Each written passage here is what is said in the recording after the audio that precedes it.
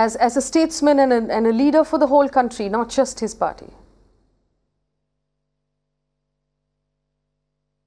Yeah, it's very peculiar that a person who sat in the opposition for 47 years and was the Prime Minister only for 6 years, he commands so much of respect and so much of love.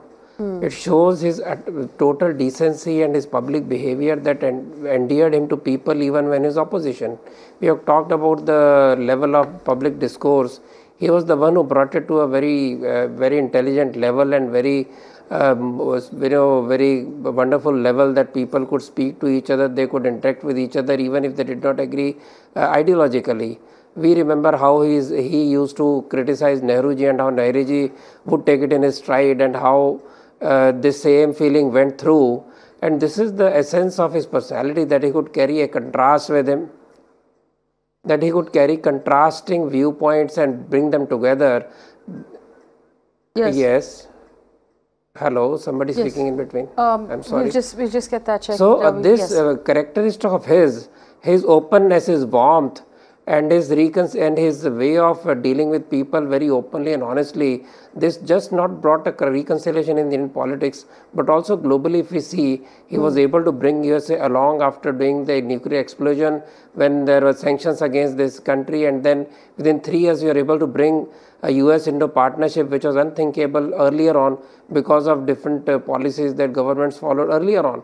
So he was bold, he was polite, but he was bold, he was firm, truly Atal, and that was his viewpoint. He was essentially believed in the Indian nationhood, the heritage of India as an ancient nation, and that is what brought him to UNO. That is how he was able to go along with Narasimha Rao as an opposition leader to defend India in 1994, when he believed that Vayam Panchadikam Shatam, when it comes to enemies, we are together, there is no opposition, there is no ruling party. That principle saw him go along, and 1994 turnaround of the UN Security Council resolution still resounds, and they were together. That's the kind of feeling we need, and that is the kind of leadership we need. Mr. Sharda, forgive me for interrupting you. On our screen right now, the President Ramnath Kovind and the leader of our armed forces, they're offering a salute.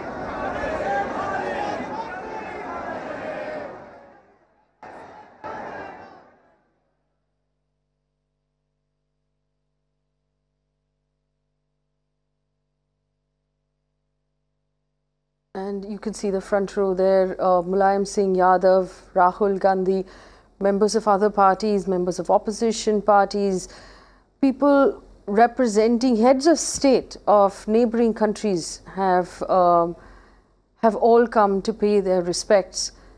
And right in front right now, President Ramnath Kovind offering his respects to Atal Bihari Vajpayee before the final tribute and the last rites. Kumar Ketkar, Member of Parliament, joins us right now. Mr. Ketkar, thank you for joining us. I know that you're now Member of Parliament, but you've spent a very, very long time as a journalist, and I'm sure you have personal experiences as well that you could share with our viewers at this point of the kind of leader, the kind of politician Mr. Vajpayee was.